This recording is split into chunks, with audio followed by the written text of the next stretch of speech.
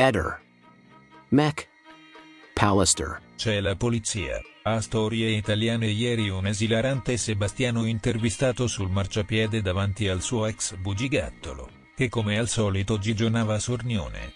Improvvisamente si raggela in viso e con sguardo vitreo fa: "C'è la polizia", sguardo nel vuoto, espressione persa, ripete: "C'è la polizia". Si percepisce perfettamente che sotto il cappellino da baseball, in quegli occhi sgranati sta scorrendo nella sua mente il suo film horror preferito. Due agenti che scendono dall'autopattuglia e lo ammanettano in diretta TV. Rimane sospeso in un vuoto pneumatico per alcuni interminabili secondi, distaccato dalla realtà che lo circonda, completamente attonito in attesa del destino ineluttabile che lo attende. Poi lentamente segue con lo sguardo il percorso dell'auto di pattuglia, gira leggermente il collo mentre la vettura prosegue oltre e se ne va. Pericolo scampato. La maschera inespressiva si ricompone immediatamente e riprende le consuete fattezze mefistofelike. L'argillo vecchietto tutto chiacchiere e distintivo, da ciclista più veloce del West, riappare ineffabile ed impercettibile come la pelle di un totano appena arpionato che cambia colore sotto gli occhi del pescatore, e così Sebastiano riprende indisturbato la consueta affettazione, ancora per un altro giorno.